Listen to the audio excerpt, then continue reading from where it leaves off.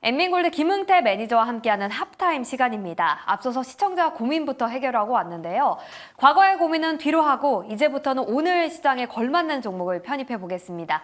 엠민골드 김응태 매니저와 함께할게요. 매니저님 어서 오세요. 네, 안녕하세요. 네, 포트폴리오 점검부터 해보겠습니다.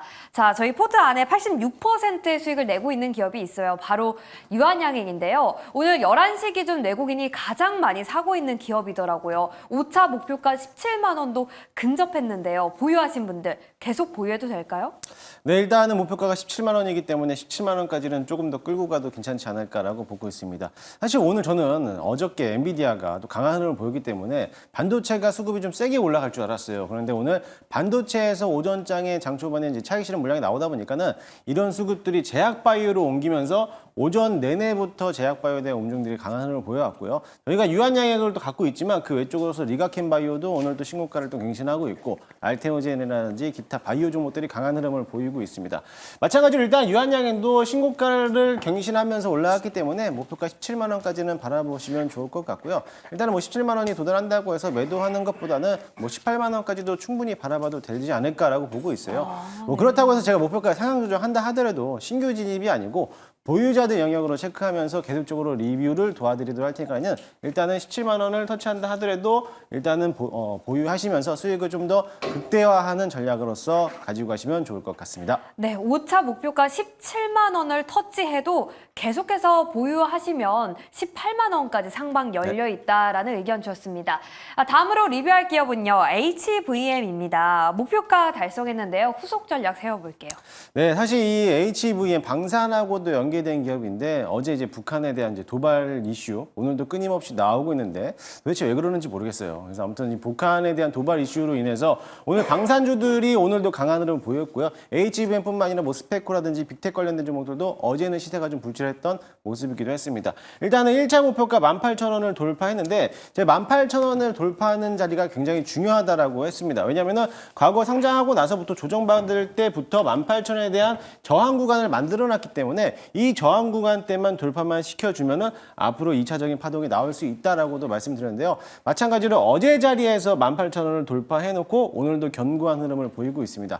물론 이제 방산 쪽에도 연계되어 있지만 방산뿐만 아니라 우주항공하고도 연계되어 있는 기업이기 때문에 충분히 실적 개선도 나올 수 있는 기업이니까 일단은 조금 더 지켜보면서 2차 목표가 2만 원까지 제시해드리도록 할 테니까는 조금 더 목표가를 상향 조정하면서 수익을 좀 극대화하는 전략으로서 보시면 좋을 것 같습니다. 네, 2차 목표가 2만 원 터치도 빠른 시간 안에 달성하길 기대해 보겠습니다. 자, 마지막으로 리뷰할 기업은요, YC캠인데요. 김응태 매니저님의 차별화 전략이 수익률로 증명이 되고 있습니다. 다들 반도체 겨울이다 얘기를 할 때 유리기판 관련주 YC캠을 저희가 편입을 했거든요. 그런데 목표가 달성하고 22% 수익을 내고 있습니다. 후속 전략 이 기업은 어떻게 세워볼까요? 네, 마찬가지로 유리기판 관련된 종목들이 어제도 좀 시세를 불출했었어요. 근데 오늘 아침에 YC캠이 장중에 21,000원 위로 21,500원까지 한번 뚫어놓고 나서부터 차익 실현 물말이 쏟아져 나왔는데요.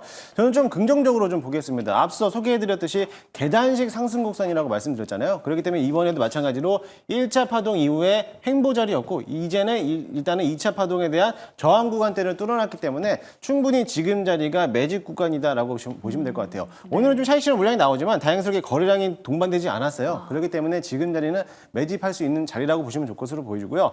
지금 자리도 충분히 신규로서 접근해도 괜찮을 거라고 보여집니다. 그래서 눌림목이 나왔을 때는 저점에서 모아가는 자리라 보시면 좋을 것으로 보이고요. 앞으로 지금 삼성전자가 이제 61,000원을 다시 한번 돌파하고 있는데 그 와중이라면 다시 한번 유리기판 업종들도 이번 하반기까지는 좋은 성과를 낼 수 있다라는 기대를 가지고 있으니까는 지금 자리는 조금 더 보유하시면서 목표가를 좀 상향 조정하면서 가져가시면 될 것으로 보여지고요. 일단은 21,000원을 돌파했지만 다시 한번 재돌파할 것 같아요. 그래서 저는 목표가를 22,000원으로 상향 조정하도록 하겠습니다.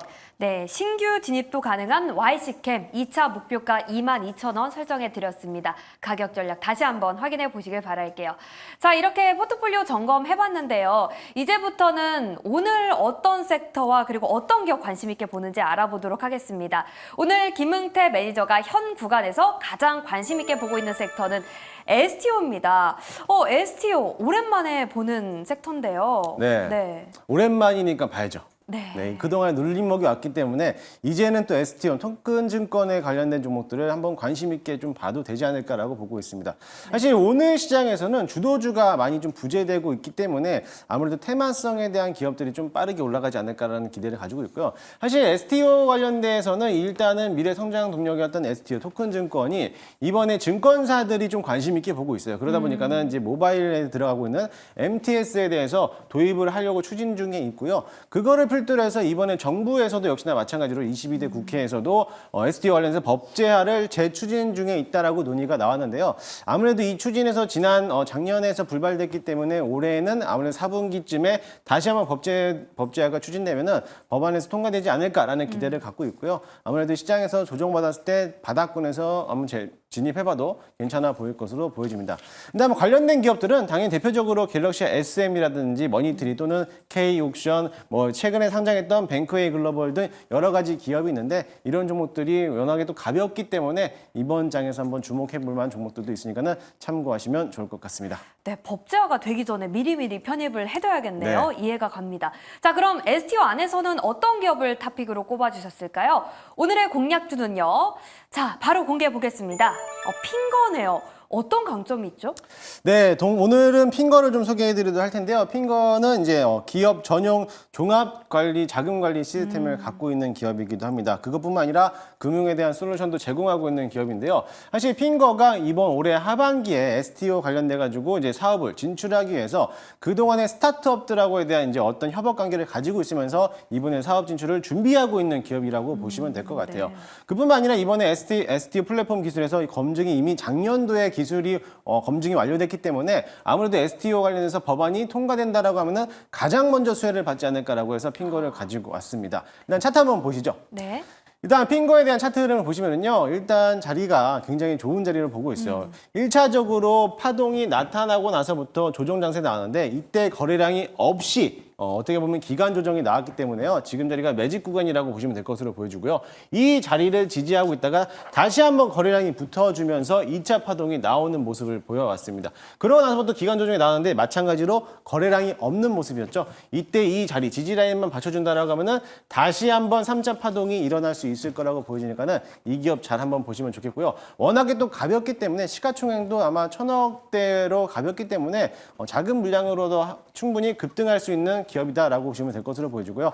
단기적인 성향이 강한 기업이니까 그 점을 참고하시면서 대응하시면 좋을 것 같습니다. 일단 현재가 매수 한번 편입 한번 해보도록 할 거고요. 1차 목표가는 직전 고점 라인에 있는 13,000원, 손저가 라인은 10,000원 잡고 대응하도록 하겠습니다.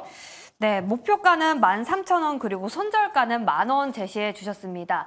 그런데 제가 매니저님의 말씀을 들어보니까 트레이딩 관점으로 접근하자라고 방금 말씀을 해주신 것 같은데 네. 그럼 보유 기간은 법제화 이전까지 보면 될까요? 아니면 그 이후에도 좀 더 지켜봐도 될까요? 사실 이제 단기적인 성향이 강한 종목들은 네. 이제 법제화가 이제 언제 나올지 모르기 때문에 길게 그렇죠. 끌고 가는 것보다는 네. 일단 기술적인 분석에서는 저항 매물대만 소화하는 과정 어느 정도에 대한 수익이 실현한다라고 하면은 거기서부터 수익을 챙기고 조정받았을 때 또 매수하는 관점으로서 가져가시면 좋겠고요.